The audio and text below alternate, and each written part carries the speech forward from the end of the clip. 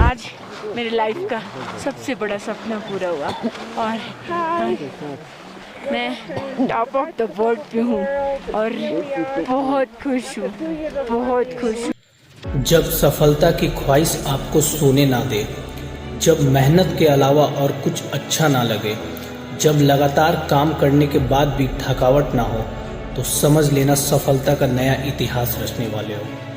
अरुणिमा सिन्हा नाम शायद ही किसी ने नहीं सुना होगा।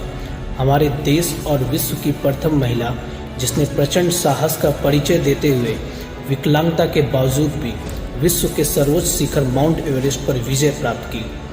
12 अप्रैल 2011 वो अभाग्यशाली दिन जब अरुणिमा नोएडा में फुटबॉल मैच खेलने के लिए लखनऊ से पद्मावती एक्सप्रेस से दिल्ली जा रही थी।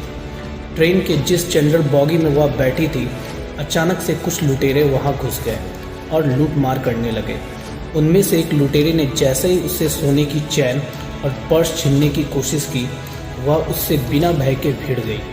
लेकिन वो अकेली थी और वहाँ लुटेरों का पूरा गिरोह। उस चलती ट्रेन से चीना झपटी में कुछ लुटेरों ने उसे बाहर फेंक दिया और दूसरी पटरी से गुजरती ट्रेन से टकराकर बहुत बुरी तरह से पटरियों पर गिर पड़ी। उनकी बाई टांग घुटने के नीचे से कट गई थी, दूसरी टांग भी पूरी तरह से जख्मी थी। शरीर पूरा लहूलुहान हो चुका था। रीढ़ की हड्डियों के टूटने के कारण भी भयानक दर्द हो रहा था। कुछ देर के बाद चूहे भी उस कटे पाँव को उतर रहे थे। शरीर पूरा निर्जीव हो चुका था। उनके दिमाग में ये सारी घटनाएं जैसे एक फिल्म रील की तरह चल रही थी, लेकिन मानसिक रूप से वो हिम्मत नहीं हारी थी। कई घंटों तक पटरी पर असहाय पड़ी रही। पूरी रात मदद करने के लिए कोई नहीं आया। जब सुबह हुई तो कुछ लोगों ने जब उसे देखा तो हॉस्पिटल पहुंचाया, जहां डॉक्टरों की टीम ने उनकी जान बचाने के लिए बाई टांग को काटकर अलग कर दिया।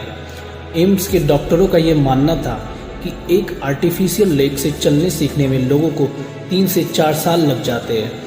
कुछ दिनों तक तो वो हॉस्पिटल में उनका इलाज चला और फिर उसे घर के लिए डिस्चार्ज कर दिया गया।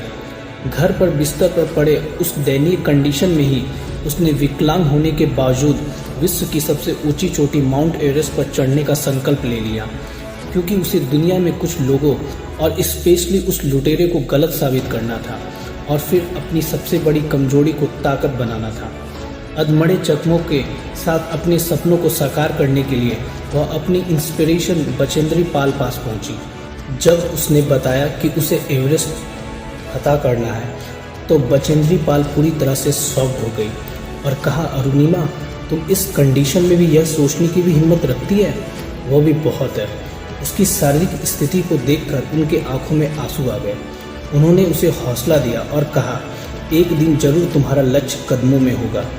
बचेंद्री पाल से मिलकर वह आत्मविश्वास से भर उठी और बिना समय गंवाए उनके मार्गदर्शन में ही अभ्यास करना शुरू कर दिया।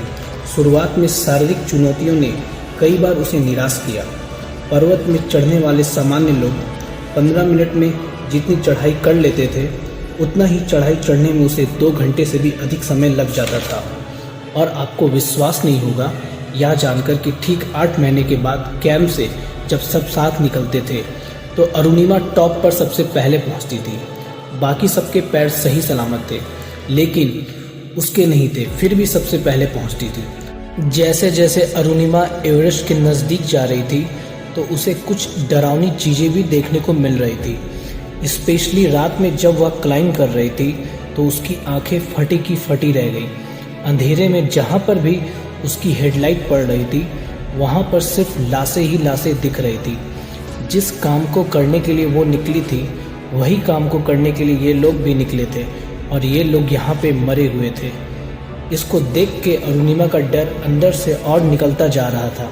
वह जरा सा भी घबराई नहीं, बल्कि हिम्मत जुटाकर अपने कदम आगे बढ़ाई और धीरे धीरे वह हिलेरी स्टेशन जो एवरेस्ट से जस्ट नीचे है वहाँ पहुँची।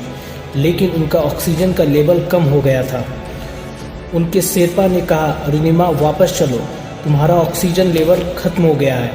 अगर जिंदा रहे तो दोबारा आ सकते हैं। लेकिन उसे पता था ये मौका मुश्किल से मिला है और शायद इससे आगे कभी मिले भी ना।